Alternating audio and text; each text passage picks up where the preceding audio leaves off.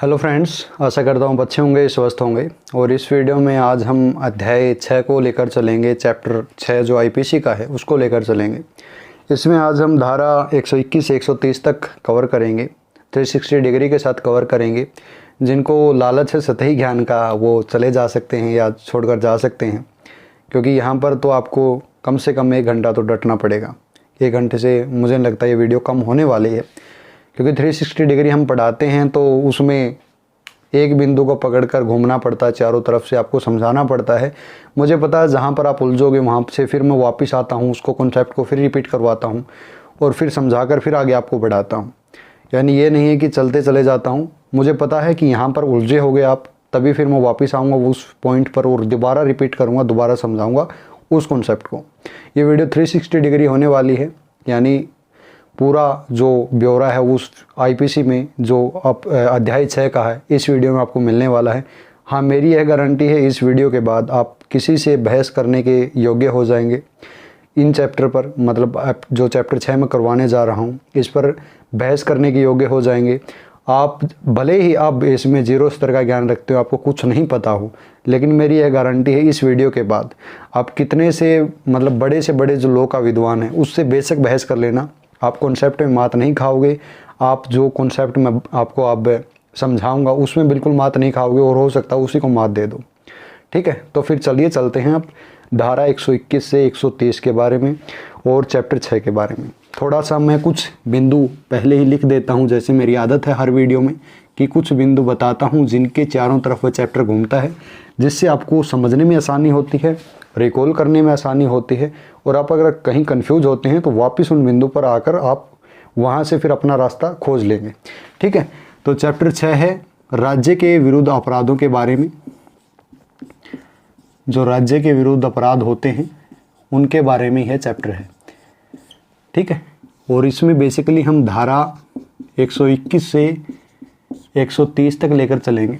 अब राज्य के बारे में अगर मैं थोड़ा सा आपको बताऊं तो ये मैं थोड़ा लॉ के क्षेत्र से बाहर जाकर बता रहा हूँ, लेकिन आपको समझाने के लिए चीज़ें ज़रूरी हैं। राज्य क्या है, बेसिकली होब्स और लॉक की थ्योरी है कि एक होब्स और लॉक्स बताते हैं कि विद्वान हैं, इन्होंने अपनी अवधारणाएं दी हैं कि जो राज्य है, जो सरकार है, जो आज सरकार है, वह कैसे, उसने कैसे जन्म लिया, उसका उदय कैसे हुआ, क्यों हमने सरकार बनाई।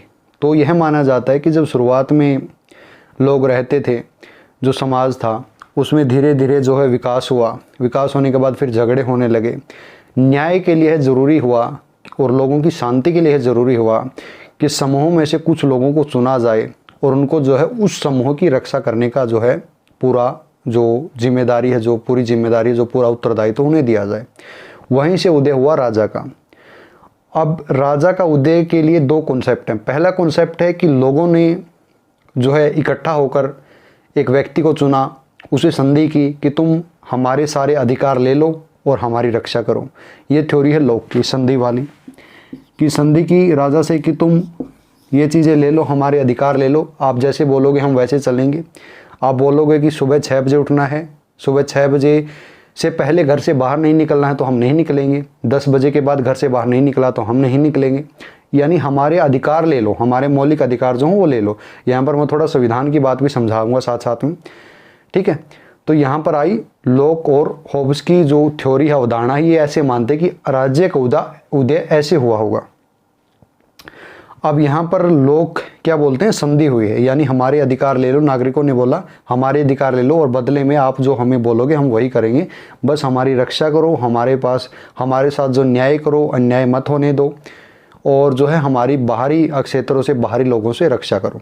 तो फिर सेना बनी, फिर विधि के लिए जो फिर न्यायालय बने, न्याय करने के लिए कार्यपालिका बनी, जो है सुरक्षा के लिए उनकी और उनके जो है विकास के लिए। तो ये थी लोक की थ्योरी। होब्स की थ्योरी भी ऐसी है कि जनता में से कोई समूह थे, उन्होंने आपस में समझौता किया, फिर उन्होंने एक राजा को चुना और फिर वैसे ही राजा ने फिर अधिकारों का उनके अधिकार अपने लिए रख लिए और फिर उनको निर्देश दिए कि वो उसके अनुसार चलेंगे। तो ये होब्स और लॉक की थ्योरी है राज्य के उदय को लेकर कि सरकार का उदय बेसिकली हुआ कैसे। ठीक है, ये समझ गए होंगे, लॉक की थ्योरी होब्स की थ्योरी समझा दे, यानी राज्य का कॉन्सेप्ट अब आपको क्लियर हो गया होगा कि ये सरकार जो है बेसिकली अब ये क्यों है, किस कारण है, वह इस कारण है, ये मैंने बता दिया। अब आते हैं थोड़ा धारा 121 से 123 के विरुद्ध चलते हैं। अब देखिए जो राज्य है, राज्य का क्या होता है, एक राजा होता है, जो मैंने अब थ्योरी आपको समझाई है। राज्य क्या है, यानी राज्य का एक राजा होता है जो उसका संचालक होता है। अगर राजा पर खतरा आता है तो राज्य पर खतरा माना जाता है। ठीक है, और इसलिए राज्य के विरुद्ध जो अपराध हैं, ये शुरुआत से ही जो अपराध करता है राज्य के विरुद्ध करता है, यानी वह लोगों की सुरक्षा के विरुद्ध अपराध कर रहा है, जो लोगों की लोक शांति है उसके विरुद्ध अपराध कर रहा है, जो एकता है समाज की उसके विरुद्ध अपराध कर रहा है। राज्य क्या है, राज्य में क्या जुड़ा हुआ है, लोक शांति जुड़ी हुई है, एकता जुड़ी हुई है, समाज की एकता जुड़ी हुई है, यानी जो इसके विरुद्ध अपराध करता है वो इन चीज़ों के विरुद्ध अपराध करता है। और इन्हीं चीज़ों के लिए तो राज्य बनाया था। तो ये अपराध तो सबसे गंभीर अपराध हो गए, और यहीं से आया फिर देशद्रोह का शब्द। ये क्या हो गया, देशद्रोह हो गया। ठीक है, यानी जिन लोगों को हमारे समूह से निष्कासित कर देना चाहिए, क्योंकि जो हमारे समूह की शांति को नहीं समझ सकता, जो हमारे समूह के रूल रेगुलेशन को नहीं समझ सकता, तो उसको हमारे समूह में, हमारे समाज में, हमारे राष्ट्र में रहने की जो जिम्मेदार, जो अनुमति है वो किसने दी। इसलिए उसको देशद्रोह को क्या कर दिया जाता है, निष्कासित, यानी या तो उसको मृत्युदंड दे दिया जाता है या उसको आजीवन कारावास की सज़ा मिल जाती है। तो आज यहाँ से आपको पता चला होगा कि क्यों मृत्युदंड दिया जाता है और क्यों आजीवन कारावास मिलता है। राज्य क्या है, ये कॉन्सेप्ट क्लियर हो गया। राज्य के विरुद्ध अपराध इतने गंभीर क्यों माने जाते हैं, ये कॉन्सेप्ट क्लियर हो गया। ये पहले की बातें थी, जो टाइटल है चैप्टर में IPC 6 में, उसी से संबंधित ये मैंने बातें समझा दी है। ये आपको किताबों में नहीं मिलेंगी, क्योंकि मैं लॉ के क्षेत्र से थोड़ा अलग गया हूँ। अब आते हैं धारा 121 में। धारा 121 बेसिकली क्या बोलती है IPC की, चलिए थोड़ा सा इसको समझते हैं विस्तार से। धारा 121 बोलती है कि भारत सरकार के विरुद्ध युद्ध करना, युद्ध करने का प्रयत्न करना, युद्ध करने का दुष्प्रेरण करना। क्या, भारत सरकार के विरुद्ध युद्ध करना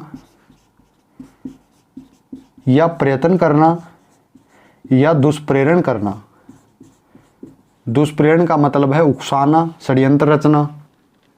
जैसे मैंने बताया था किसी को, दुष्प्रेरण का चैप्टर मैंने क्लियर करवाया था, तो वहाँ से पूरा कॉन्सेप्ट दुष्प्रेरण वाला समझ में आ गया होगा। धारा 108(9), अगर आपने मेरी वीडियो नहीं देखी तो धारा 108(9) में बता देता हूँ, तब भी समझ में आ गया होगा अगर आपको नए व्यूअर हैं तो। ठीक है, युद्ध करना, प्रयत्न करना, दुष्प्रेरण करना, इनमें जो है मृत्यु और आजीवन कारावास की सज़ा है अगर भारत सरकार के विरुद्ध कोई ऐसा काम करता है। जैसे मैंने पहले कॉन्सेप्ट समझा दिया है, क्यों मृत्यु आजीवन कारावास देते हैं, तो इसलिए मृत्यु और आजीवन कारावास देते हैं। ठीक है, युद्ध करना, प्रयत्न करना, दुष्प्रेरण करना। अब युद्ध के कितने प्रकार होते हैं, युद्ध के जितने प्रकार हैं वो सभी इसमें सम्मिलित हैं। हो सकता है कोई दंगा करवा रहा है, विप्लव करवा रहा है, सांप्रदायिक हिंसा को बढ़ावा दे रहा है, जो लोक शांति है उसको खतरे में डाल रहा है, बम विस्फोट कर रहा है, जैसे कसाब वाला मामला था, आक्रमण कर रहा है, देश के लोगों पर आक्रमण कर रहा है, या तीसरी बात जो अन्य चीज़ें युद्ध के अन्य प्रकार रहेंगे वह भी इसमें सम्मिलित हैं। ठीक है, युद्ध के जितने प्रकार वो भी सम्मिलित हैं, मैंने कुछ बता दिए हैं, जो अन्य रहेंगे वह भी सम्मिलित हैं। इसमें एक चीज़ ध्यान रखना है कि आज से इम्पोर्टेंट है, संख्या नहीं है। ठीक है, अब कुछ लोग हैं, मान लीजिए यहाँ पर एग्जाम्पल ले लीजिए, 4 लोग हैं, ये युद्ध की तैयारी कर रहे हैं, देश के लोगों को हानि पहुंचाने की तैयारी कर रहे हैं, युद्ध करने की तैयारी कर रहे हैं। एक साइड है 40 लोग युद्ध करने की तैयारी कर रहे हैं। तो क्या इन दोनों को जो है, इन दोनों का अपराध बराबर का है, या ये 40 लोग ज़्यादा बड़ा अपराध कर रहे हैं, 4 लोग छोटा अपराध कर रहे हैं?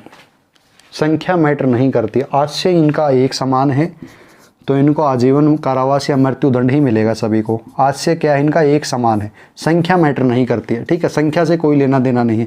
आज से क्या है, इंटेंशन दोनों का समान है, तो यहाँ पर इनको आजीवन कारावास या मृत्युदंड ही मिलेगा।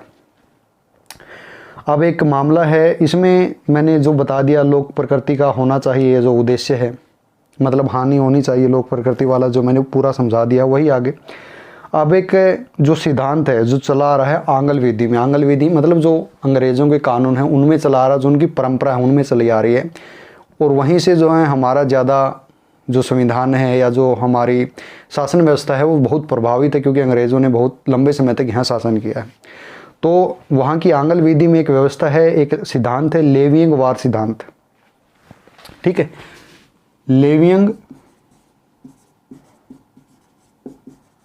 लेवियंग वार सिद्धांत है। लेवियंग वार सिद्धांत में क्या है, इसमें दो चीजें हैं, एक तो राजा के शरीर के विरुद्ध अपराध, राजा के शरीर को हानि पहुंचाना, दूसरा है जो राजा के शरीर के साथ जो राजा की हैसियत है उसको हानि पहुंचाना, राजा की हैसियत को हानि पहुंचाना। अब हैसियत को हानि पहुंचाने का मतलब है कि जो राजा के जो राज दरबार है, जो उसकी कार्यपालिका है, न्यायपालिका है, विधायिका है, उनको हानि पहुंचाना, उनको अपदस्थ करना, उनको बाहर निकालना वगैरह वगैरह काम करना, यानी जो राज्य को खतरा पहुंचाए। राज्य का संचालक कौन है? राजा। जो राजा के शरीर को शरीर को क्षति पहुंचाए, जो राजा की हैसियत को हानि पहुंचाए। हैसियत का मतलब है कि जो उसका संचालन है, यानी जो उसका दरबार है, जो राज्य है, उसको हानि पहुंचाए, तो उसको जो है राज्य के विरुद्ध अपराध माना जाता है। लेवियंग वार सिद्धांत ये आंगल विधि में कहता है, और उसी से जो है आईपीसी के ये सिद्धांत जो धारा 121 130 है ये बाइस्ड है, यानी उसी से कहीं ना कहीं ये जुड़े हुए हैं, कहीं ना कहीं लिंक्ड हैं उन्हीं उसी सिद्धांत से, लेवियंग वार सिद्धांत से। तो ये धारा 121 आशा करता हूँ अच्छे से समझ गए होंगे। अब आते हैं दूसरी बात पर, कुछ मामले लेते हैं, मामलों से आप इसको अच्छे से समझ जाएंगे। इस धारा को, इसको मैं थोड़ा सा साफ कर देता हूँ, मामलों से इस धारा को आप अच्छे से समझ जाएंगे।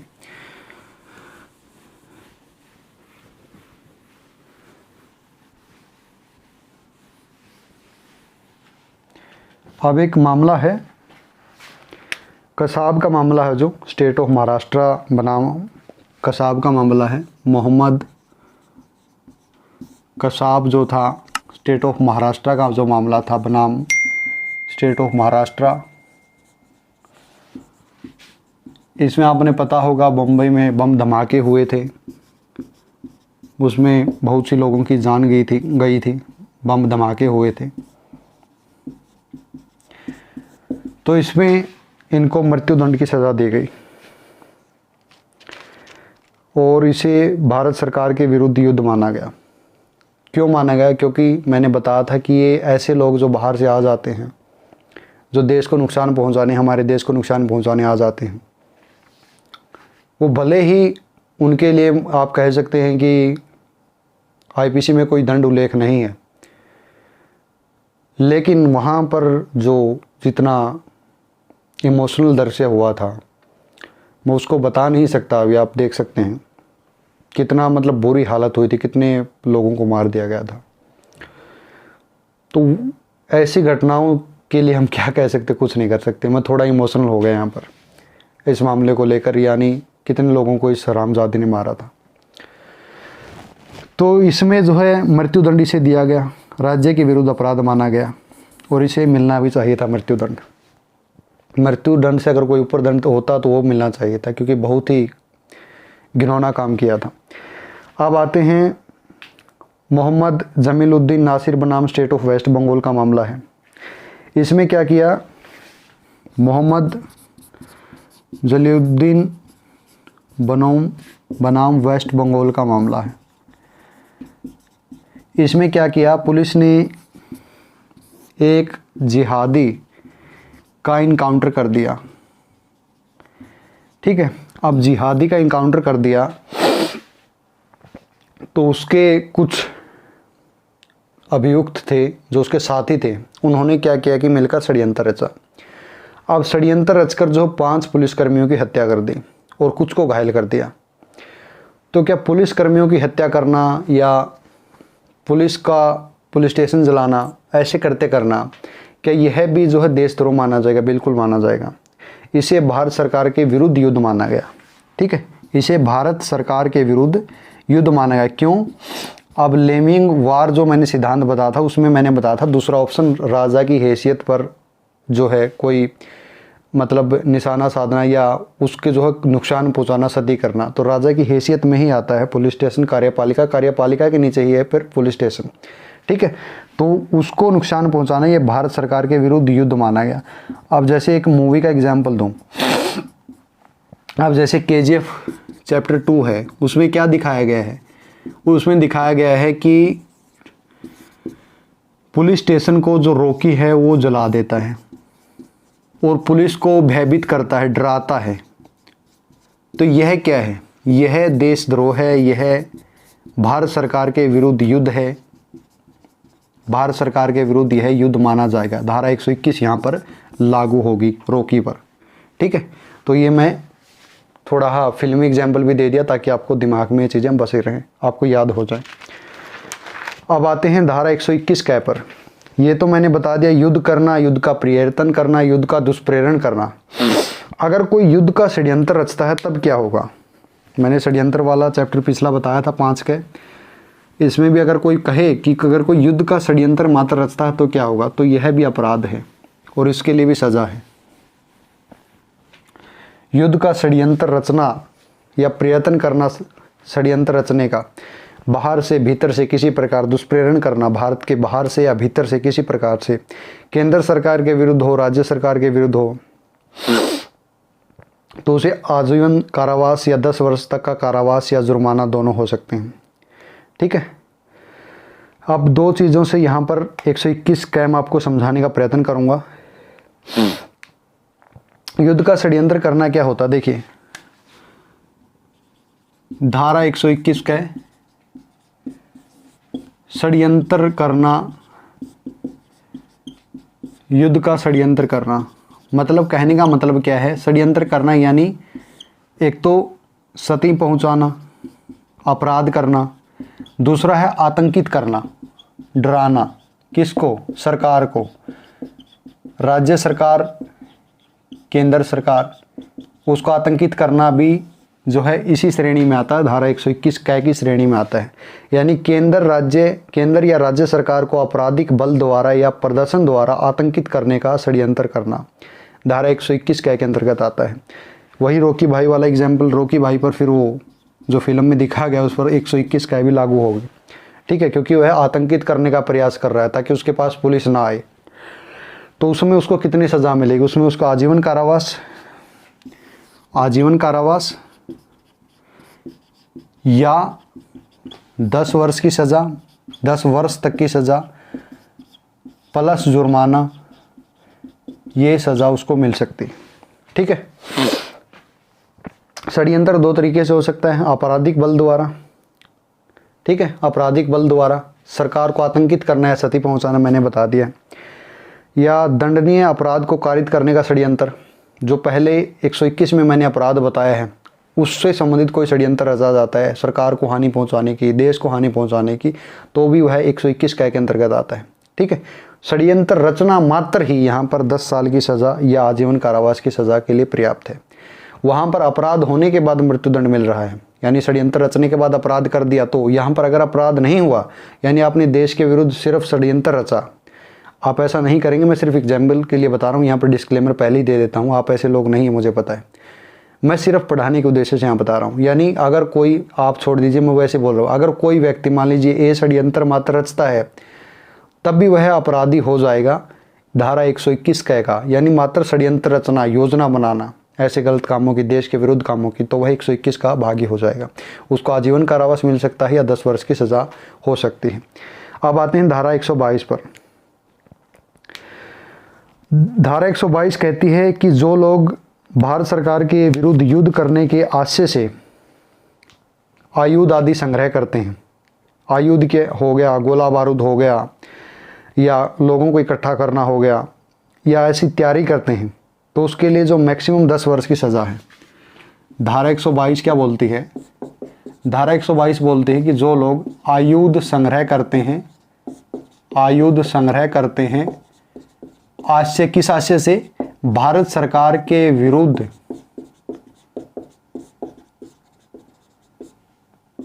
युद्ध आदि के आशय से,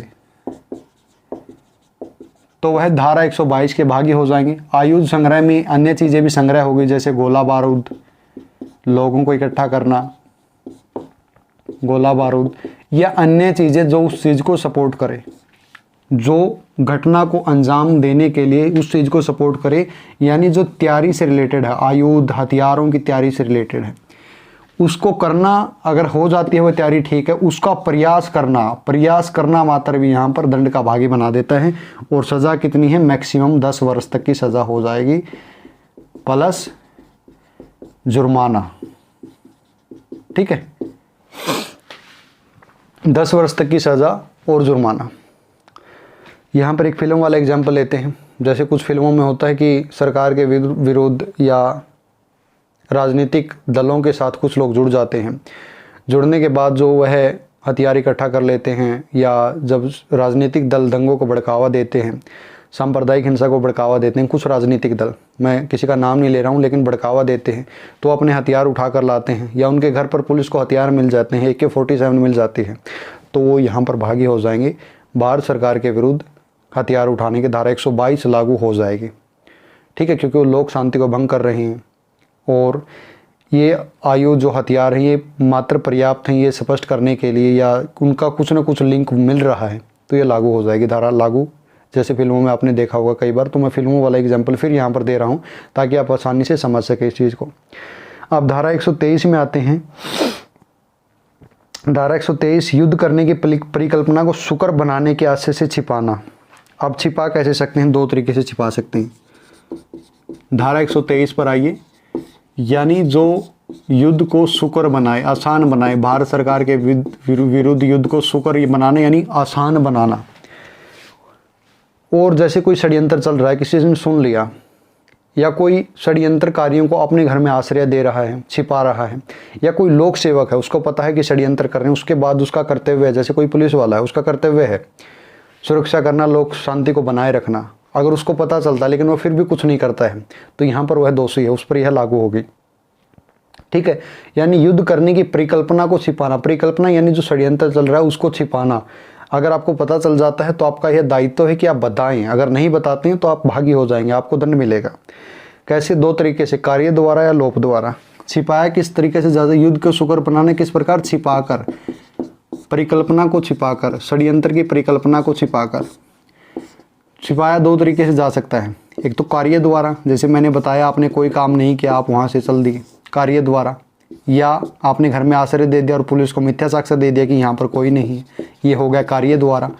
दूसरा हो गया लोप द्वारा। लोप द्वारा यानी किसी लोक अधिकारी का कर्तव्य है, लोक सेवक का कर्तव्य है, जैसे कोई पुलिस वाला, जैसे मैंने बताया था, उसका कर्तव्य है लोक शांति बनाए रखना। अगर वही रक्षक ही भक्षक बन जाता है तो यहाँ पर उसने क्या किया? लोप किया, तो वहाँ पर वह भागी होगा धारा 123 का। और उसको या इन लोगों को जो है, जो इस धारा के भागी होंगे, उनको 10 वर्ष तक की कारावास की सज़ा मिलेगी मैक्सिमम, और जुर्माना साथ में लग सकता है।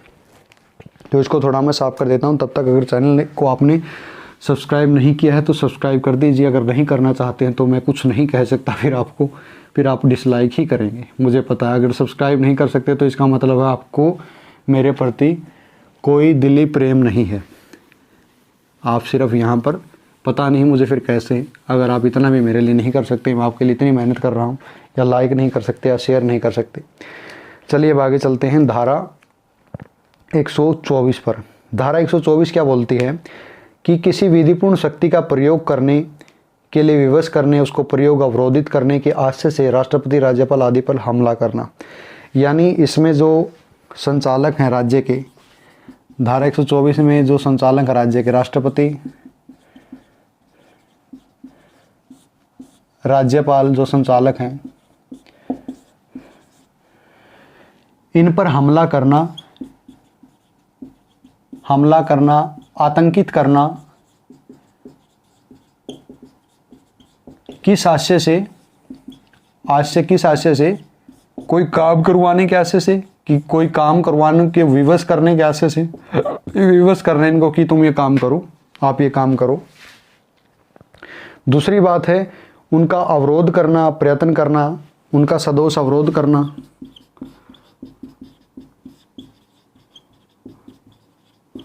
सदोष अवरोध करना, या ऐसा प्रयत्न करना, ये प्रयत्न वाला ध्यान रखना। अधिकतर जो अपराध आईपीसी में उल्लेखित है उनमें प्रयत्न मात्र ही अपराध है। षड्यंत्र वाला हो गया, दुष्प्रेरण वाला हो गया, या यह हो गया। कुछ अपराध बहुत ही गंभीर होते हैं, तो गंभीर अपराधों का प्रयत्न मात्र भी अपराध हो जाता है। ये चीज़ आपको ध्यान रखनी है। मतलब अगर एग्जाम में पूछे तो आप ये चीज़ ध्यान रखना। आपराधिक बल द्वारा, आपराधिक बल के प्रदर्शन द्वारा आतंकित करना या प्रयत्न करना, वो मैंने बता दिया। आतंकित करना, हमला करना आपराधिक बल द्वारा, यानी क्या करने हैं, सीधा सीधा राज्य को खतरा पहुंचा रहे हैं। राज्य को खतरा मतलब लोक शांति को खतरा, लोक शांति को खतरा मतलब समाज को खतरा। ठीक है, तो ये क्या हो गई, ये बहुत बड़े दंड के भागी होने चाहिए। यहाँ पर सज़ा है 7 वर्ष का कारावास प्लस जुर्माना। धारा 124 में सज़ा है 7 वर्ष का कारावास प्लस जुर्माना लगेगा, प्लस जुर्माना।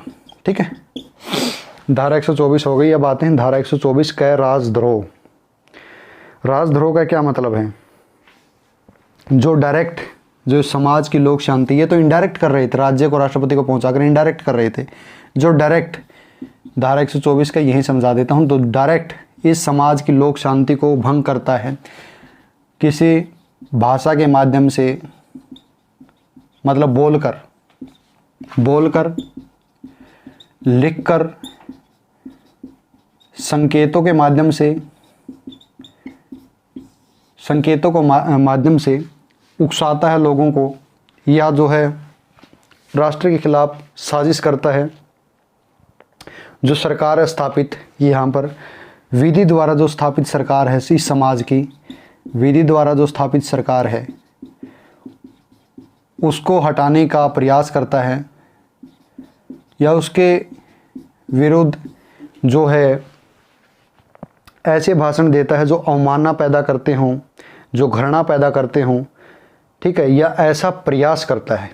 ठीक है, या ऐसा प्रयास करता है, तो वह राजद्रोह का दोषी है।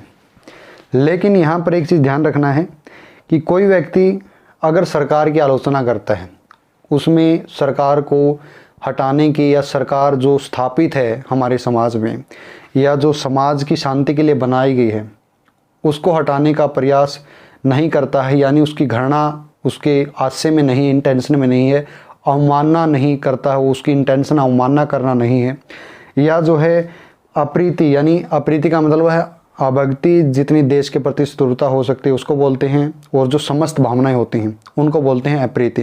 यानी अप्रीति को प्रदीप्त किए बिना, यानी उनको मतलब उकसाए बिना, यानी जो देश की प्रति शत्रुता है उसको उकसाए बिना या उसको प्रोत्साहित किए बिना, घृणा अवमानना को प्रोत्साहित किए बिना, इनको आगे बढ़ाते हुए, मतलब इनको बिना आगे बढ़ाते हुए, घृणा नहीं होनी चाहिए उसके आशय में, अवमानना नहीं होनी चाहिए, या देश के अप्रीति के प्रति जो प्रदीप्ति नहीं होनी चाहिए उसके आशय में, जब वह सरकार की आलोचना करे। अगर वह सरकार की आलोचना कर रहा है और उसके आलोचना में यह चीज़ें हैं, अवमानना है, घृणा है, या जो प्रदीप्ति यानी देश के प्रति शत्रुता बढ़ा रहा है, या जो देश के प्रति शत्रुता की अन्य भावनाएं उनको बढ़ावा दे रहा है, तो वह फिर राजद्रोह का दोषी माना जाएगा। अगर उसमें उसकी जो बातें हैं, या जो है बोल रहा है, या जो लिख रहा है, कर रहा है, उसमें ये चीज़ें नहीं हैं, भावना भड़काने वाली, घृणा वाली, अवमानना वाली, तो वह फिर राजद्रोह का दोषी नहीं माना जाएगा, वह फिर आलोचना मानी जाएगी। इसको जो है न्यायालय ने भी कई मामलों में बताया है। अब एक मामला यहाँ पर डिस्कस कर लेते हैं साथ साथ में। बलवंत सिंह बनाम स्टेट ऑफ पंजाब का मामला है। बलवंत सिंह बनाम स्टेट ऑफ पंजाब का मामला है। स्टेट ऑफ पंजाब का मामला है। इसमें क्या बोला, जैसे इसमें एक व्यक्ति है जो अभियुक्त है, वह नारे लगाता है खालिस्तान जिंदाबाद के, और दूसरा नारा लगाता है राज करेगा खालसा। ये दो नारे यहाँ पर अभियुक्त लगाता है, राज करेगा खालसा और खालिस्तान जिंदाबाद के। यहाँ पर माननीय न्यायालय ने क्या कहा कि इन दोनों नारों से जो देश की शासन व्यवस्था है, ना तो उसके प्रति कोई घृणा दिख रही है, और ना ही इनसे जो है सरकार को कोई किसी प्रकार की धमकी मिल रही है, और ना ही किसी प्रकार की लोक व्यवस्था भंग हो रही है, ठीक है, ना ही विधिक समुदायों के बीच घृणा उत्पन्न हो रही है, तो जो है इसे जो है देशद्रोह नहीं माना जाएगा, ठीक है। और इसे जो है 124 कै और 153 कै के अंतर्गत दंडनीय नहीं माना गया, यानी इस चीज़ को बाहर रखा गया। तो इस एग्जाम्पल से आप समझ गए होंगे, ठीक है। इसको देशद्रोह नहीं माना गया, 124 का 153 का, ऐसे इसको बाहर रखा गया। क्यों? क्योंकि यह 3 चीज़ें नहीं करता था। पहला, जो लोक व्यवस्था है उसको भंग नहीं कर रहा है, सरकार को किसी प्रकार की धमकी नहीं मिल रही, इससे सरकार को कोई धमकी नहीं मिल रही है, कोई घृणा नहीं फैलाई जा रही है समुदायों के बीच कोई घृणा नहीं फैलाई जा रही है, तो इससे चीज़ें नहीं हो रही, तो बोला कि यह नहीं माना जाएगा देशद्रोह का मामला। अब एक बहुत ही इम्पोर्टेंट मामला है, अमृत पत्रिका जो है का प्रकरण है, अमृत बाजार पत्रिका का एक प्रकरण है, एक मामला है देशद्रोह से संबंधित, और जो इसमें देशद्रोह की डेफिनेशन दी गई थी वह न्यायालय मानते हैं, ठीक है। वह डेफिनेशन बहुत विस्तृत है, तो उस डेफिनेशन को मैं आपको समझाने का प्रयास करूंगा। देशद्रोह से संबंधित जो अमृता पत्रिका प्रकरण है, 1912 में क्या होता था कि एक पत्रिका छपती थी 1912 में, उसमें एक दिन 2 लेख छपे अप्रैल में, और 2 लेख छपे। उसमें पहला लेख था भारत किसका है, दूसरा लेख था श्री गांधी की गिरफ्तारी अधिक निर्लज। ये 2 लेख थे।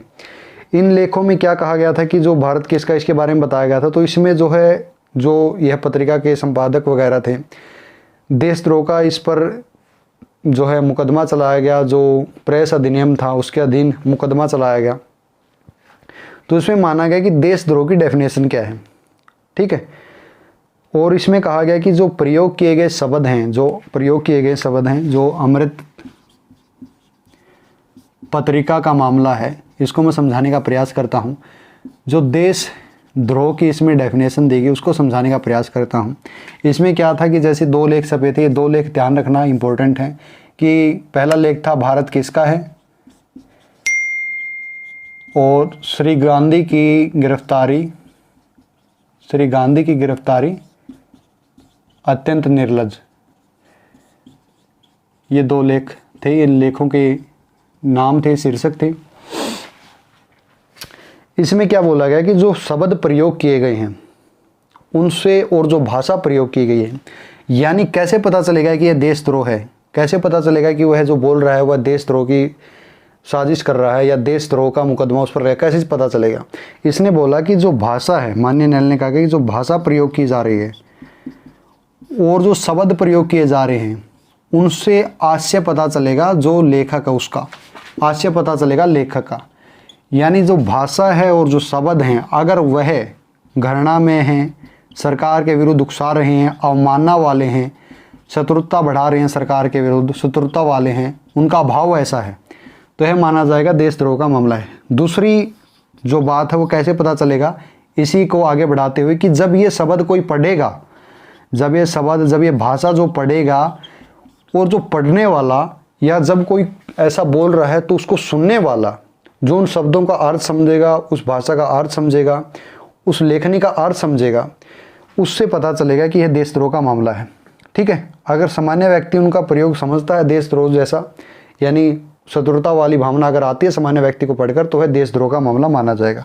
तो 2 बिंदु दिए गए थे, जो है शब्द भाषा यानी समझने वाला, जो पढ़ेगा, लिखना, जो सुनेगा, पढ़ेगा या सुनेगा, जो पढ़ेगा सुनेगा। एक बार दोबारा समझाता हूँ। क्या बोला गया कि इंटेंशन कैसे पता चलेगा हमें कि देशद्रोह का है या नहीं है, हो सकता है वो सरकार की आलोचना हो। तो इसने बोला कि जो शब्द प्रयोग किए गए हैं, जो भाषा प्रयोग की गई है, उससे पता चलेगा कि वह देशद्रोह कर रहा है या नहीं कर रहा है। अगर वह भाषा उकसाने वाली है, भड़काऊ है, उपद्रव करने वाली है, 2 समुदायों के बीच सरकार को जो है हटाने वाली है, घृणा में है, तो है माना जाएगा कि उसका इंटेंशन देशद्रोह वाला है। दूसरी बात है, इसकी पुष्टि कैसे होगी फिर आगे, डबल वेरिफिकेशन अगर बोलूँ तो कैसे करोगे, जब वो शब्दों को कोई पढ़ेगा सामान्य व्यक्ति, तो उसके मन में जो भाव आएंगे या जो वह समझेगा, उसका अर्थ समझेगा, उससे पता चलेगा कि वह देशद्रोह का मामला है या नहीं। ये 2 चीज़ें वहाँ पर बोले गई, ठीक है।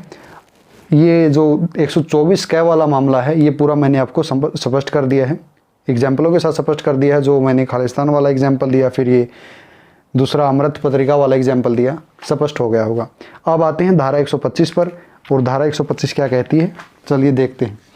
इसमें मैत्री से संबंधित है, यानी जो भारत के मित्र हैं उनके विरुद्ध अपराधों से संबंधित है धारा 125। तो चलिए चलते हैं अब धारा 125 पर।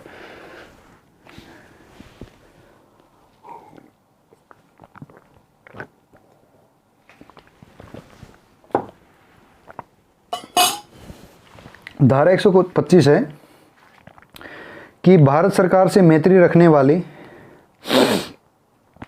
शक्ति की जो एशियाई शक्ति है उसके विरुद्ध युद्ध करना, प्रयत्न करना या दुष्प्रेरण करना। अब दंड बोल सकते हो कि सर आपने बताया नहीं, 124 क्या का वो भूल गया, माफ़ी चाहूँगा। उसके लिए आजीवन कारावास का दंड है, जुर्माना हो सकता है साथ में, और 3 वर्ष का कारावास या जुर्माना। तो ये दंड है धारा 124 के लिए। अब आते हैं धारा 125 पर, यानी भारत सरकार से जो मैत्री रखता है, संबंध रखने वाली किसी एशियाई शक्ति के विरुद्ध युद्ध करना, प्रयत्न करना, दुष्प्रेरण करना। धारा 125 बेसिकली है जो एशियाई शक्ति है जो भारत से मैत्री रखती है, भारत से मैत्री रखने वाली एशियाई शक्ति के विरुद्ध युद्ध करना या प्रयत्न करना या दुष्प्रेरण करना। दुष्प्रेरण वही 108(9) जो आईपीसी की धारा है 108(9), वही वहाँ पर डिफाइन अच्छे से मैंने समझा था।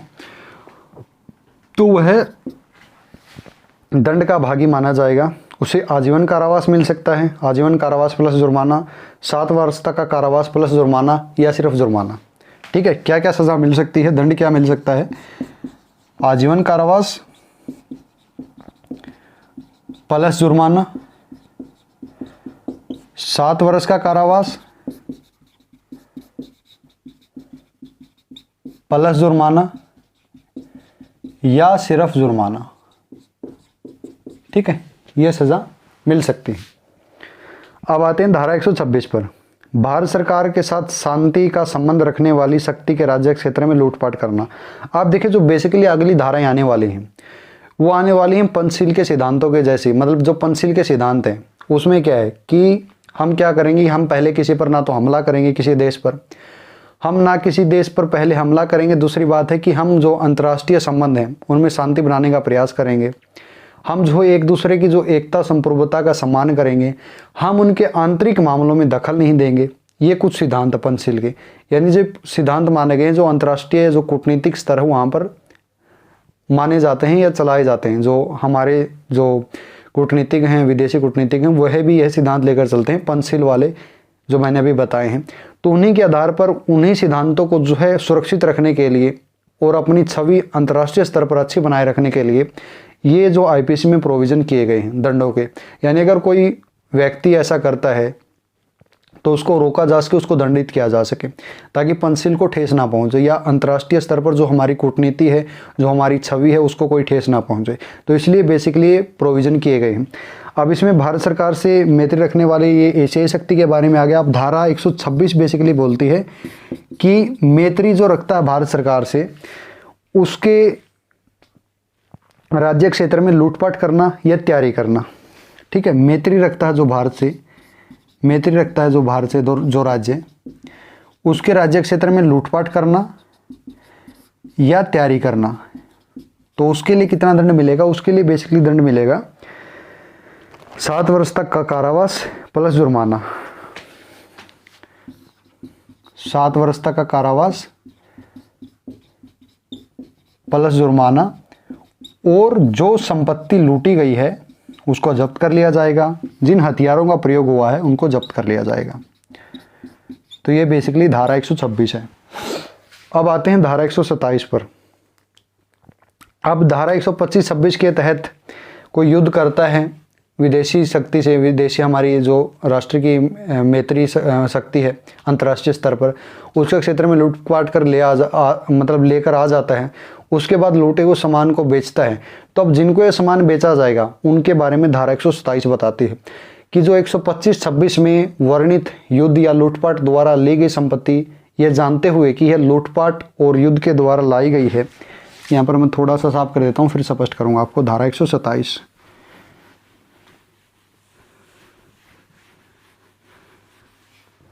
धारा 127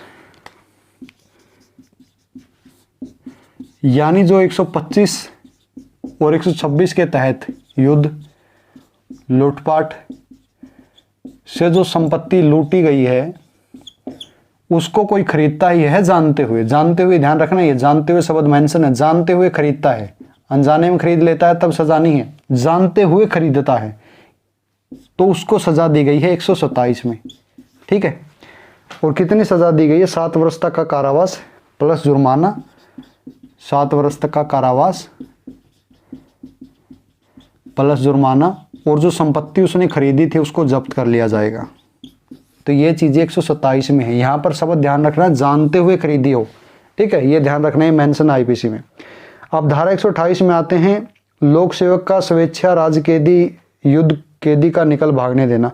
अब यहाँ पर जो धाराएं आती हैं वो आती हैं जो राज कैदी होते हैं या जिनको कैद करके रखा जाता है, अगर उनको कोई निकल भागने देता है यानी अपने कर्तव्य का जो लोप कर रहा है, वो अपना काम अच्छे से नहीं कर रहा है, तो उसके लिए दंड का प्रावधान किया गया धारा 128 में। यानी स्वेच्छा से, स्वेच्छा का मतलब है कि उसकी मर्जी से, उसका इंटेंशन था उसको भगाने का। स्वेच्छा से राज कैदी को या युद्ध में जो कैदी किया गया है उसको भागने देना, भागने देना, ये थोड़ी ही राइटिंग खराब हो गई, कोई नहीं, भागने देना स्वेच्छा से, उसका आशय हो उसमें सम्मिलित, तो इस व्यक्ति को, जो ये लोक सेवक था, उसको आजीवन कारावास या मैक्सिमम 10 वर्ष तक का कारावास प्लस जुर्माना मिलेगा। आजीवन कारावास या 10 वर्ष तक का कारावास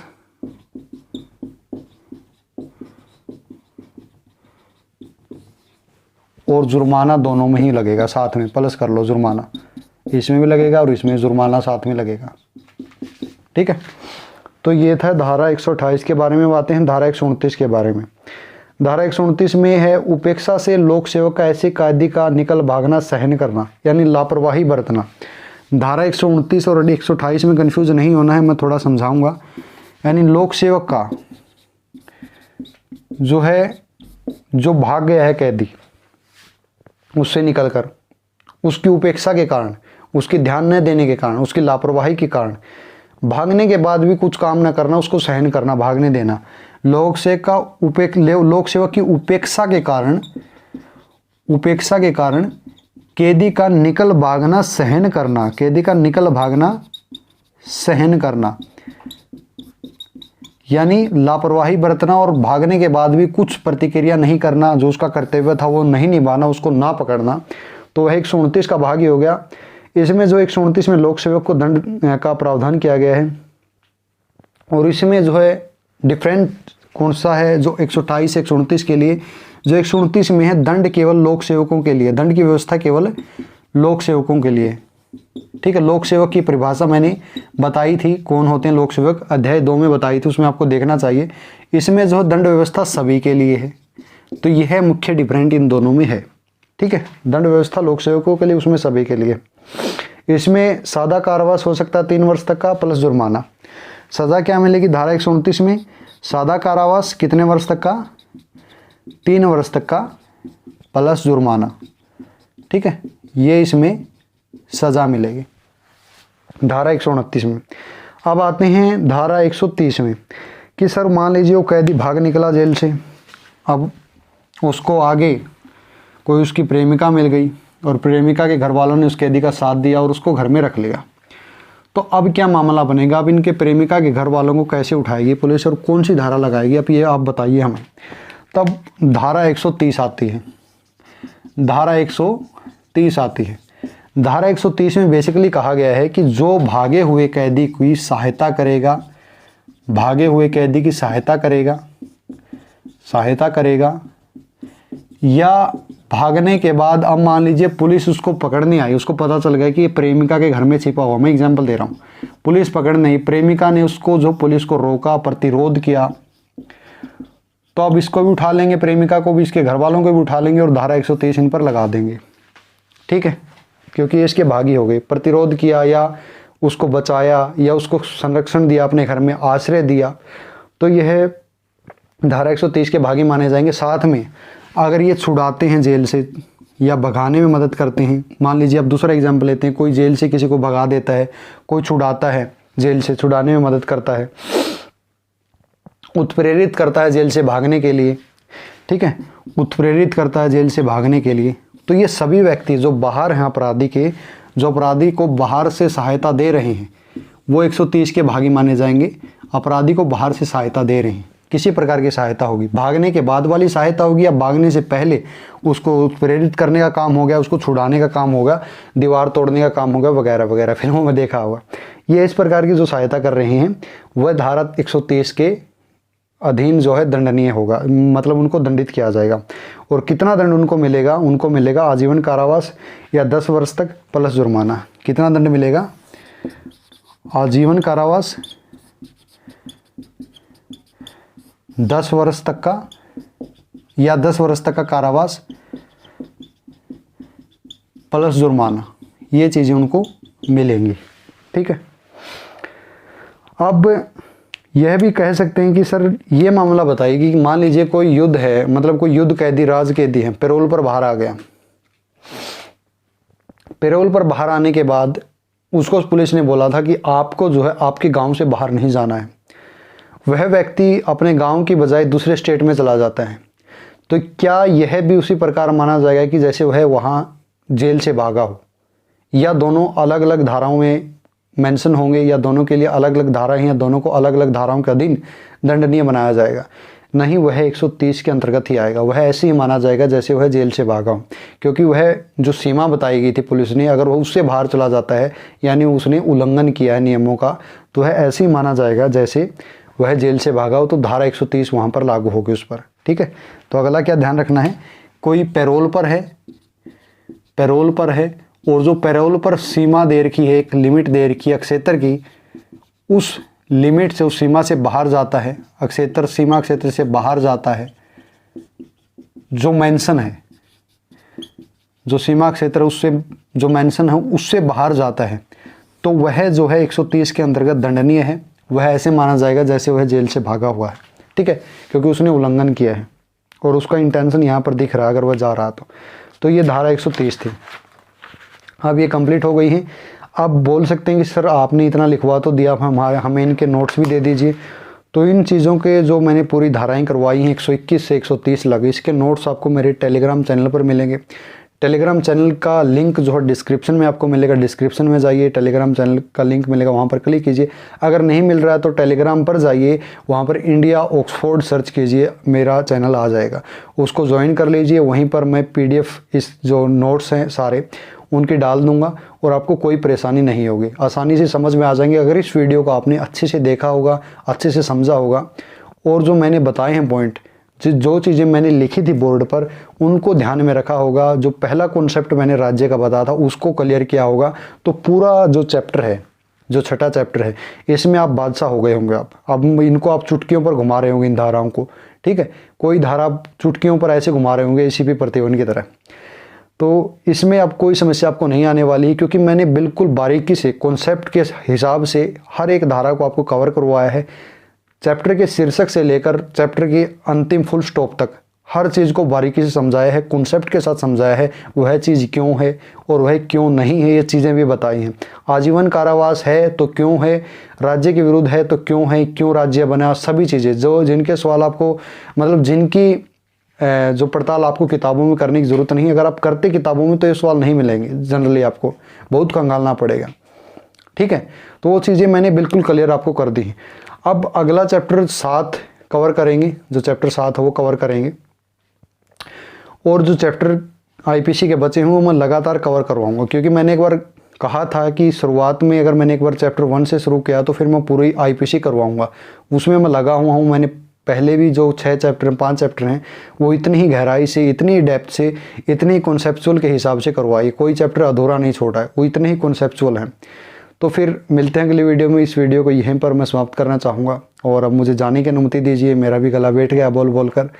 ठीक है, तो फिर मिलते हैं अगली वीडियो में। अगर आपने अभी तक चैनल को सब्सक्राइब नहीं किया है तो प्लीज़ सब्सक्राइब कर दीजिए। बहुत मेहनत लगती है वीडियो बनाने में, बहुत माथापच्ची करनी पड़ती है, तो अगर चैनल को सब्सक्राइब नहीं किया तो कर दीजिए। अगर नहीं करना चाहते हैं तो कोई दिक्कत नहीं, फिर मत कीजिए, डिसलाइक कर दीजिए।